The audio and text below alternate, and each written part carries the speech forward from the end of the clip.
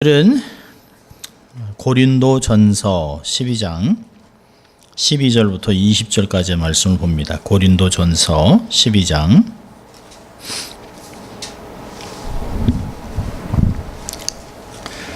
고린도전서 12장 12절부터 20절까지입니다. 하나님 말씀입니다. 몸은 하나인데 많은 지체가 있고 몸의 지체가 많으나 한 몸과 같이 그리스도도 그러하니라. 우리가 유대인이나 헬라인이나 종이나 자유자나 다 한 성령으로 세례를 받아 한 몸이 되었고 또 다 한 성령을 마시게 하셨느니라. 몸은 한 지체뿐만 아니요 여럿이니 만일 발이 이르되 나는 손이 아니니 몸에 붙지 아니하였다 할지라도 이러하여 몸에 붙지 아니한 것이 아니요 또 귀가 이르되 나는 눈이 아니니 몸에 붙지 아니하였다 할지라도 이로 인하여 몸에 붙지 아니한 것이 아니니 만일 온 몸이 눈이면 듣는 것은 어디며 온 몸이 듣는 것이면 냄새 맡는 것은 어디뇨. 그러나 이제 하나님이 그 원하시는 대로 지체를 각각 몸에 두셨으니 만일 다 한 지체뿐이면 몸은 어디뇨. 이제 지체는 많으나 몸은 하나라. 아멘. 하나님 말씀이었습니다. 사도신경을 강의한 지 벌써 3개월이 넘었습니다. 이 사도신경은 참 짧은 고백이지만 성경의 아주 중요한 핵심 내용을 담아서 성도들이 마음 중심에서 믿고 또 고백하고 그래서 자신의 신앙을 드러냈던 것입니다. 성부, 성자, 성령 삼위일체 하나님, 또 교회, 성도의 교제, 죄사함, 몸이 다시 살고 영원한 삶에 대한 확실한 고백을 할 때 비로소 한 사람이 교회의 성도로 자리매김을 할 수 있었던 것이에요. 기독교가 로마의 국교가 되기 전까지는 이 고백은 사실은 생명을 걸고 한 것입니다. 이 고백을 하면 이미 핍박은 예상된 것이고 또 사람들이 많은 어려움을 당할 수 있었습니다. 교회 역사 책들 읽어보면 초대교회 안에는 육신적인 장애인들이 굉장히 많았다고 그래요. 그 이야기는 예수 믿는 것 때문에 받는 박해, 핍박들이 얼마나 많았는지를 금방 알 수 있습니다. 어떤 사람은 눈이 뽑히고 어떤 사람은 사지가 잘리고 어떤 사람들은 손가락에 잘린 정말 그런 사람들이 그래도 예수를 믿겠다고 고백하고 들어와서 초대교회를 세워나갔던 것입니다. 사실 우리는 가끔 보면 예배 시간에 그 기독교 모임에서 의미 없이 형식적으로 그냥 후딱 해치울 때가 상당히 많았었습니다. 그냥 사도신경을 그냥 의미 없이 늘 외웠던 거니까 1년이면 최소한 50번 하고 100번 하니까 그냥 후딱 해치웠던 때가 굉장히 많았던 것 같아요. 그런데 한 문장 한 문장 의미를 되새기면서 자신의 믿음의 고백을 통해 헌신하는 것이 중요한 것입니다. 사도신경을 강의하면서 얼마나 많은 현대의 성도들이 사도신경이 어떻게 어떤 역할을 했고 또 어떤 의미가 있는지를 정말 얼마나 많이 알고 있을까 궁금해지기도 하고 또 안타깝기도 합니다. 사실은 바른 믿음이 바른 신앙을 만들어내잖아요. 그런 걸 보면 모든 교회가 마찬가지겠습니다만은 자기의 편한 시간에 예배를 드리고 하고 싶어하는 나머지 건들은 그냥 자기 시간을 중심으로 삶을 살아가는 성도들을 보면서 초대교회 성도들한테 얼마나 부끄러운지 모릅니다. 영적으로 혼탁한 시대를 살아가는 말세 성도들은 이단과 잘못된 사상들을 이게 막 거기서 흔들리는 이웃들을 붙들어줘야 되는 우리가 영적인 의무가 사실 사명이 있습니다. 자, 우리 한번 또 늘 하던 대로 사도신경을 이렇게 천천히 의미를 갖고 우리 한번 같이 한번 읽어보도록 하겠습니다. 사도신경.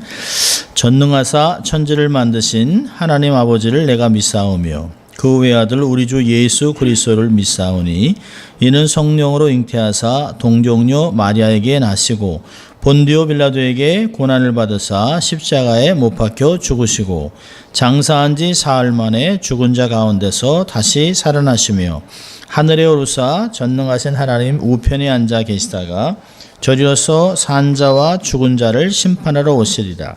성령을 믿사오며 거룩한 공회와 성도가 서로 교통하는 것과 죄를 사하여 주시는 것과 몸이 다시 사는 것과 영원히 사는 것을 믿사옵나이다. 아멘.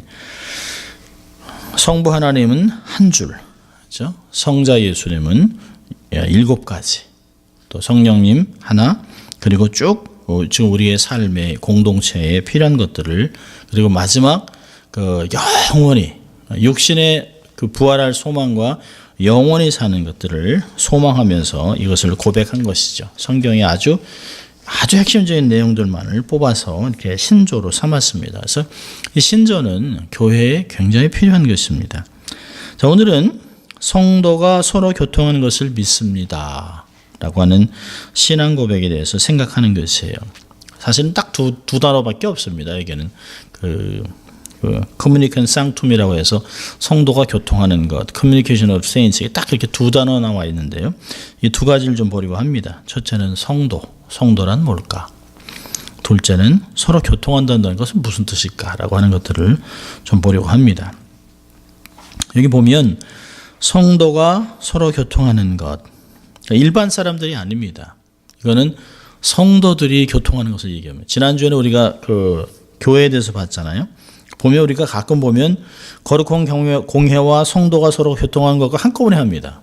그럼 잘못 들으면 교회랑 그 거룩한 공회와 성도가 교통하는 것인가? 이렇게 생각할 수도 있어요. 그렇지 않죠.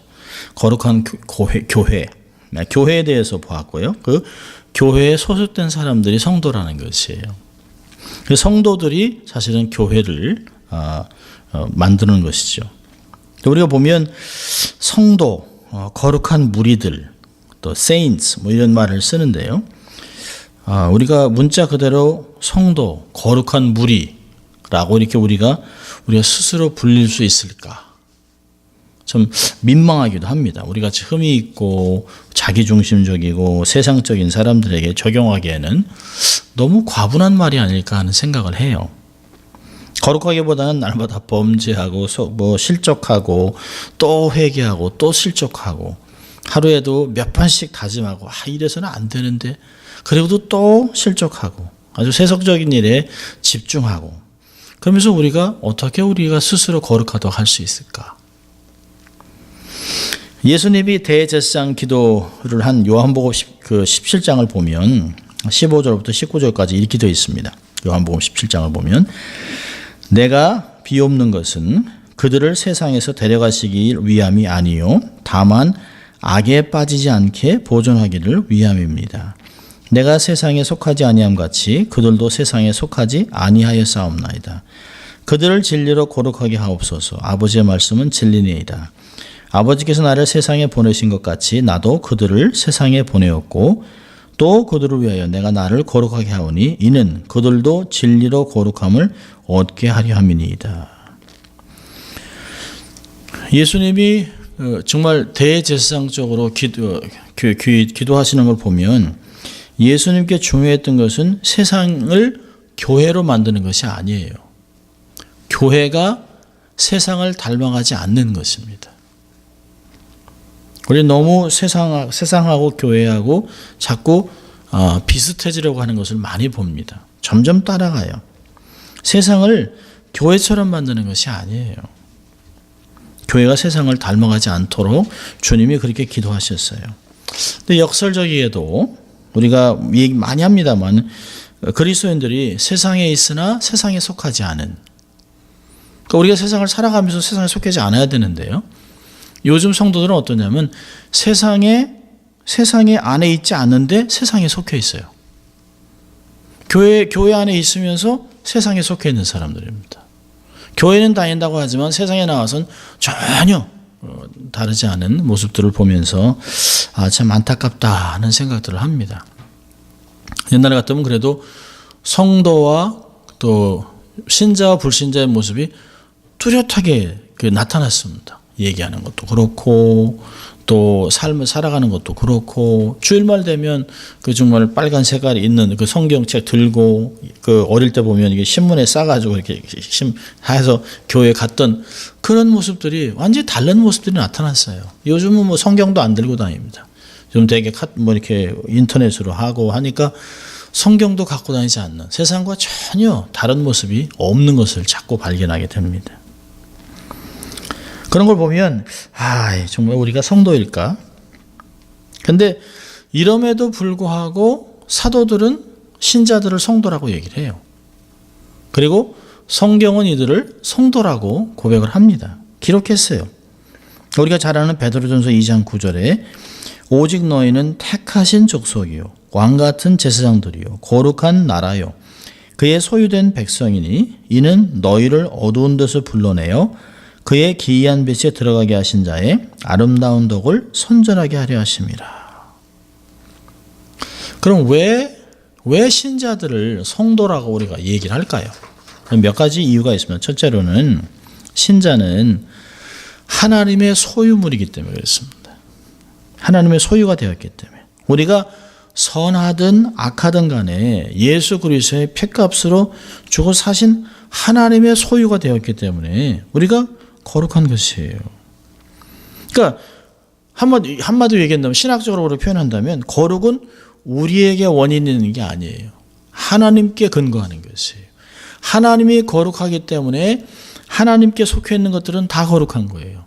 성전, 성물, 성일, 다 그렇게 얘기하잖아요. 성도. 하나님의 것이 되었기 때문에 거룩한 것이지 우리가 거룩하기 때문에 성도가 된 것이 아닙니다. 우리는 절대로 오해하면 안 돼요. 우리의 어떠함, 우리의 헌신, 우리의 봉사, 우리가 이제까지 해온 것, 이거는 우리가 감사해서 하나님께 하는 것이지 그게 어떤 조건이 될 수 없어요. 우리가 어떠하기 때문에 우리가 목회자의 자녀이기 때문에, 장로의 자녀이기 때문에, 믿음을 자랐기 때문에, 아니요, 그렇지 않아요. 우리가 하나님의 것이 되었기 때문에 우리가 거룩한 성도가 되는 것이에요. 두 번째로, 신자는 하나님의 영이, 성령이 거하는 전이 되었기 때문에 그렇습니다. 고린도전서 6장 19절에 보니까 너희 몸은 너희가 하나님께로부터 받은 바 너희 가운데 계신 성령의 전인 줄을 알지 못하느냐? 너희는 너희의 것이 아니라 값을 주고 사셨어요. 그리고 20절에 너희는 값을 주고 샀다. 그러니까 예수님의 피값으로 그걸로 신부에게 주는 그 돈을 지불하고 온 것이에요.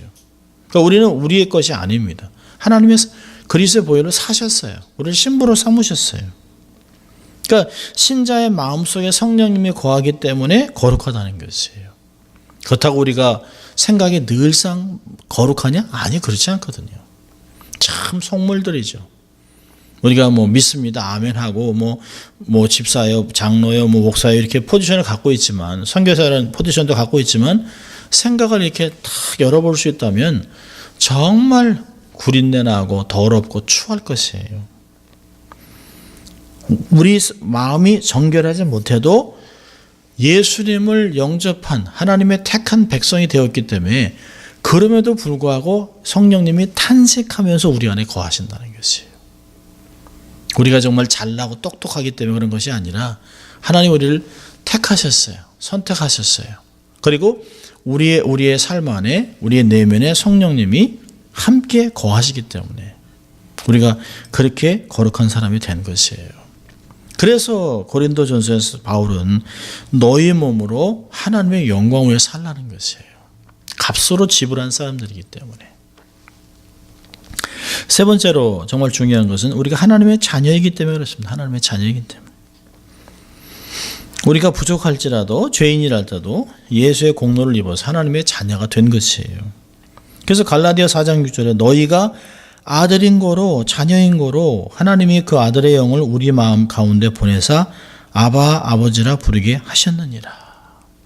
그러니까 우리가 아니죠. 하나님이 우리를 자녀로 삼으시고 우리 안에 성령을 주셔서 우리가 아바, 아버지라고 부르게 하는 것이에요.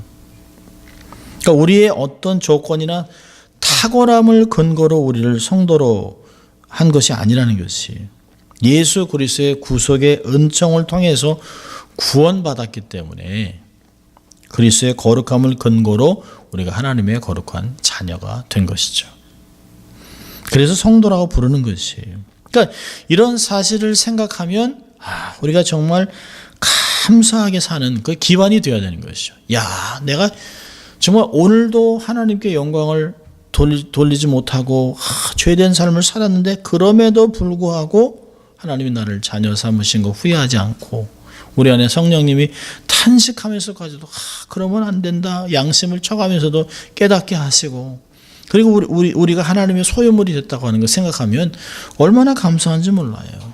그렇다면 정말 은혜에 보답하고 살아야 되고 우리가 넘치게 봉사를 하고 헌신하고 전도하고 감사하는 삶이 끊이지 말아야 되는 것이죠. 어떤 분이 그랬어요. 교회 안에는 세 종류의 사람이 있다.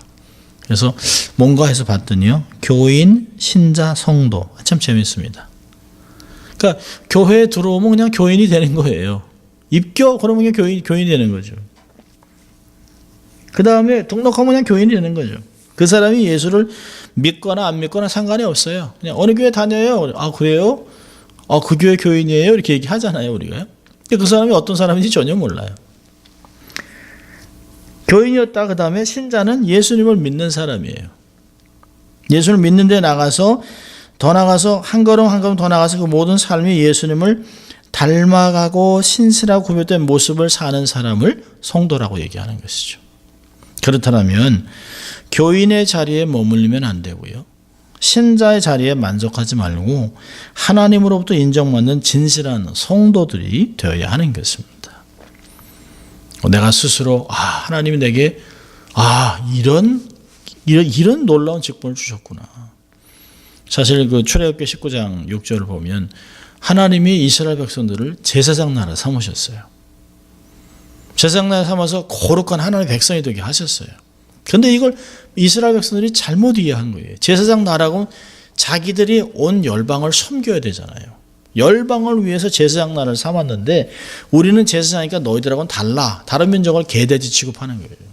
지금도 마찬가지예요. 우리가 정말 하나님 우리를 성도로 삼으셨다면 다른 사람들을 함부로 취급하는 게 아니라 이 부족함에도 불구하고 하나님이 이렇게 성도로 만드셨으니까 거룩함을 세상에 드러내고 하나님이 나를 이렇게 은혜 주셨습니다 하고 그분의 아름다운 덕을 선전하는 삶이 되어야 하는 것이죠. 자, 두 번째로요. 성도의 교통. 보면 성도가 교통한다 말은 쉽게 얘기하면 고립적인 신앙은 있을 수 없다는 거예요. 독불장군도 있을 수 없고요. 혼자서는 신앙생활이 안 된다는 거예요. 여기에 이 신조에 아주 깊은 뜻이 있습니다. 믿음은 공동체 신앙이라는 거예요. 혼자서는 아니라는 거죠.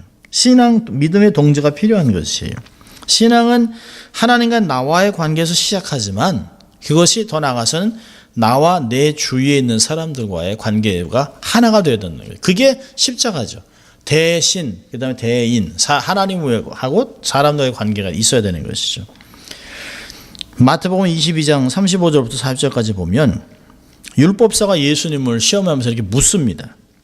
선생님이요, 율법 중에 어느 계명이 가장 큽니까? 1등이냐 이거죠. 제일 중요하냐 이거죠. 예수님께서 가라사대 내 마음을 다하고 목숨을 다하고 뜻을 다하여 주 너의 하나님을 하라 하셨으니 이것이 크고 첫째 되는 계명이요. 둘째는 그와 같으니 내 이웃을 내 몸과 같이 사랑하라 하셨으니 이 두 계명이 온 율법과 선지자의 강령이니라. 나는 하나님만 섬기고 다른 사람을 함부로 취급할 수는 없다는 거예요. 그건 십자가가 아니죠. 그건 신앙이 아닙니다. 39절에 둘째는 이와 같으니 첫째 계명과 둘째 계명이 같다는 거예요. 그러니까 사실 베드로도 요한도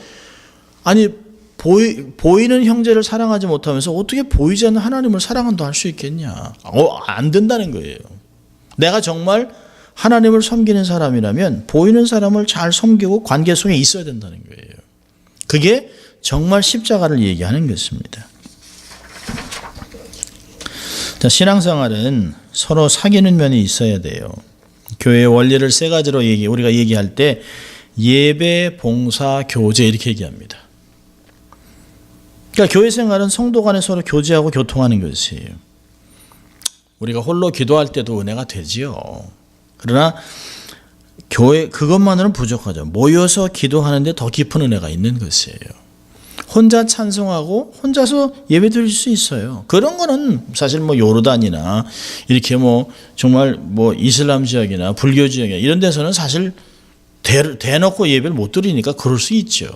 그런데 버젓이 예배의 자유가 있고 신앙의 자유가 있고 교회를 들을 수 있지만 자기가 원치 않기 때문에 자기가 싫으니까 자기가 사람을 보기 싫으니까 그냥 혼자 해요. 자기가 편한 시간에. 혼자 찬양해도 은혜는 되죠. 그런데 다 같이 모여 예배드리는 가운데 거기에 큰 은혜가 있는 것이에요. 장작 한 개 가지고 불 피우려고 하면 잘 안 피워지죠. 근데 여러 개를 한 대 놓고 피우면 큰 불이 일어납니다. 그러니까 마찬가지로 성도가 합심해서 기도하고 찬송하고 예배하는 것이 정말 필요한 것이에요. 히브리서 10장 24절과 25절에 그랬잖아요.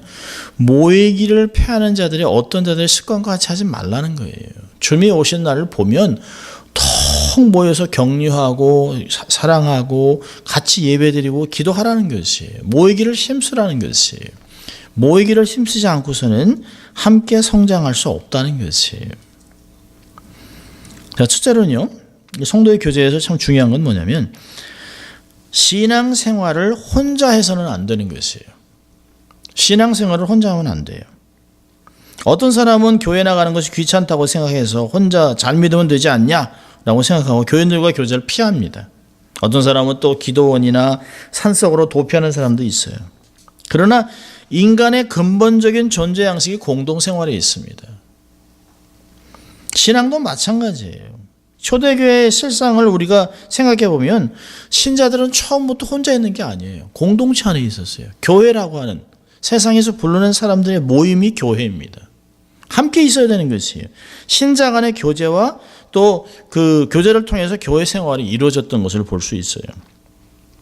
오늘 본문을 읽었습니다마는 고린도전서 12장 보면 몸에 지체가 많다는 거예요. 눈도 있고 코도 있고 뭐 귀도 있고 입술도 있고 뭐 많이 있다는 거예요. 발과 손도 다 있어요. 그런 것 같이 성도가 우리 그리스도 안에서 각각 다른 지체지만 하나라는 사실을 강조하고 있습니다. 그러니까 우리의 각 지체들이 자신의 직무에 충성할 때 온몸이 건강해져요. 어느 하나라도 자신의 직무에 충실하지 못하면 온몸이 병이 듭니다. 예를 들어 보세요. 우리 있는 몸의 신장? 크지도 않아요. 자기 손에 주먹만 한 거예요. 주먹만 한 게 쉬지도 않고 1년 365일 계속 펌프질을 해요. 만약에 심장이 다른 지체들 다 자는데 눈도 자고 다른 지체들 다 자는데 왜 나만 이렇게 하냐? 그리고 나도 하루 쉬어야지. 그럼 그냥 가는 거예요. 근데 놀라운 것은 몸이 죽으면 심장도 죽는 거예요. 다 연결되어 있어요.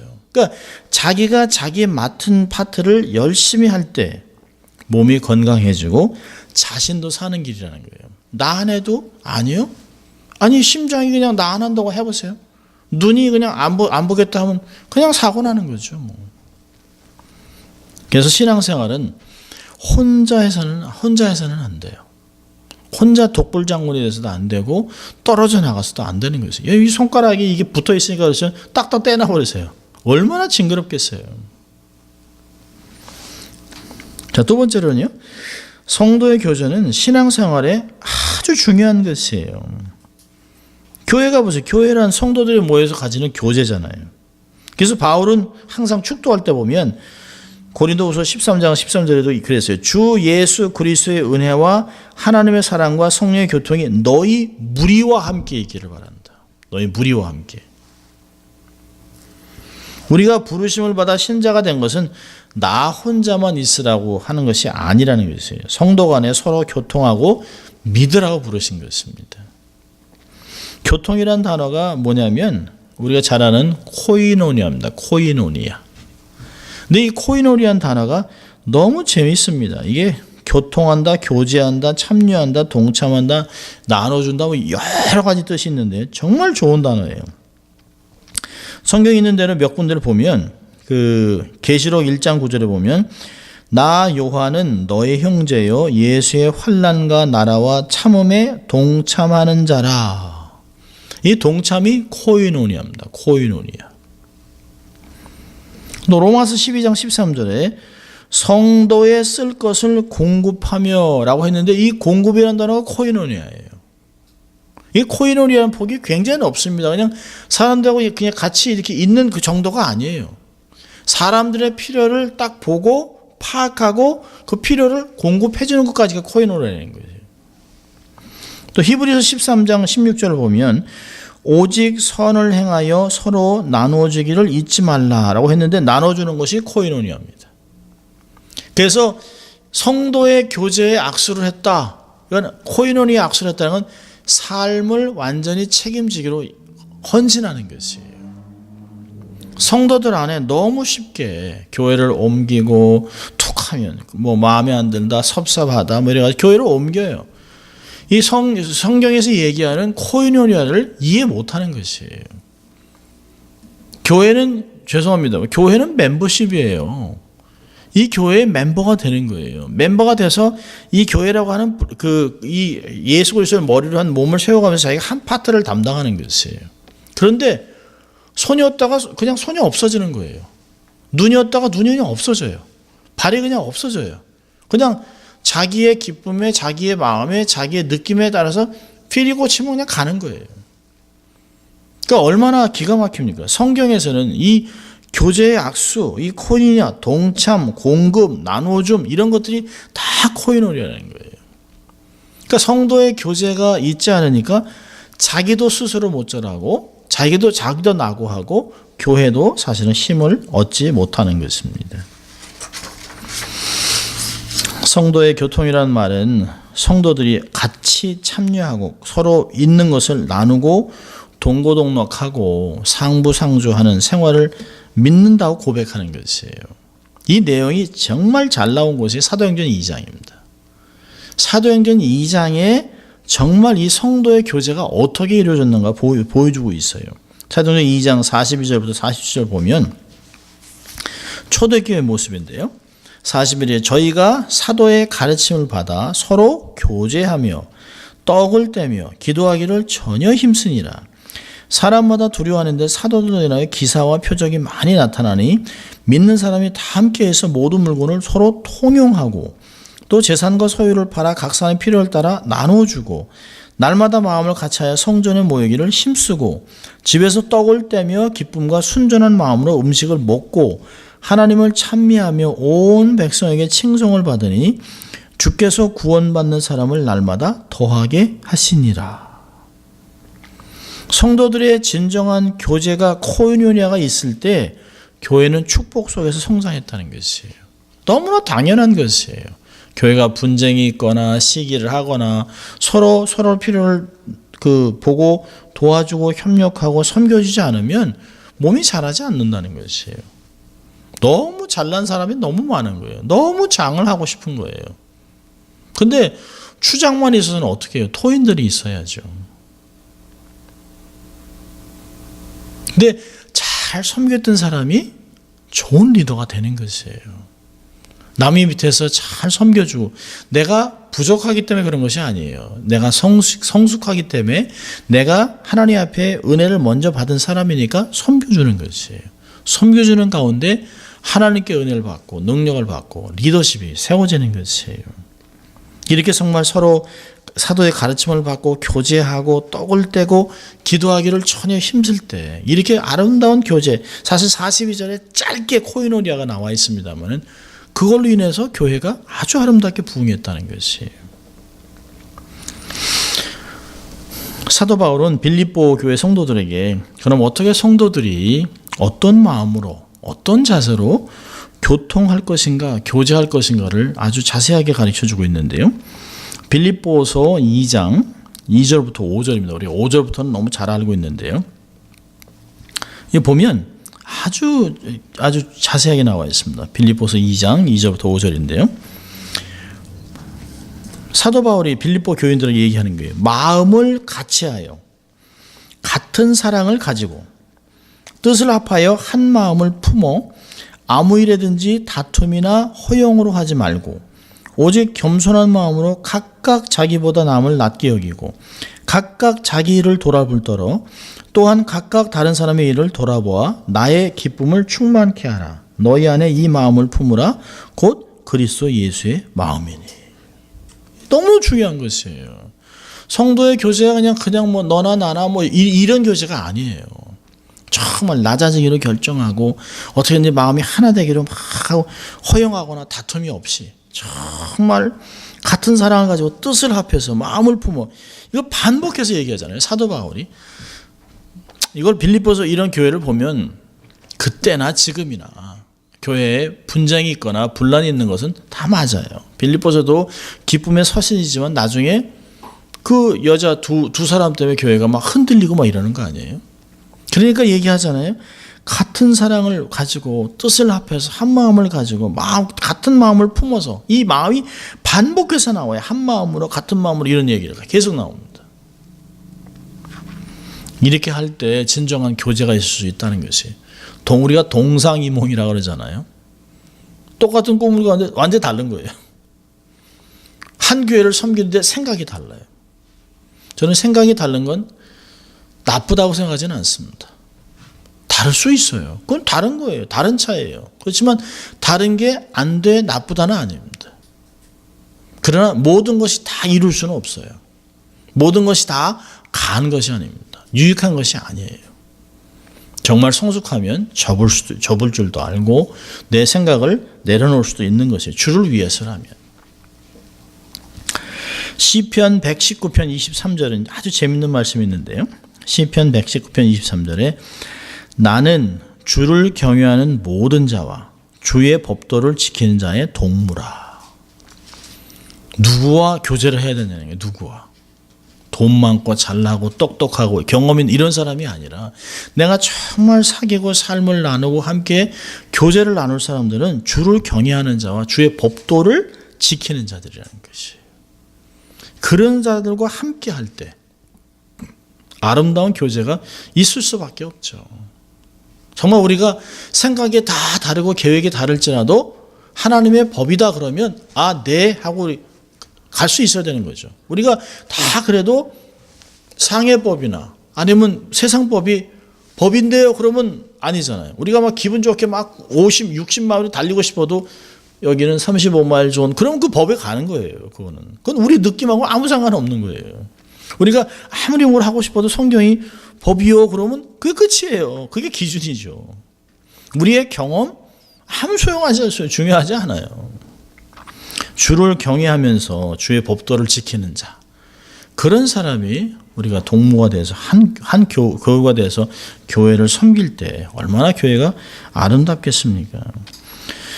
우리는 이 악한 세상을 본받지 말고 주 안에서 형제 자매된 성도들과 더불어 아름다운 섬김과 교제를 세워나가야 됩니다. 우리가 예수 그리스도의 마음을 품고 주를 경외하는 자, 주의 법도를 지키는 자와 함께할 때 정말 아름답고 귀한 성도의 교통이 이루어질 수 있어요.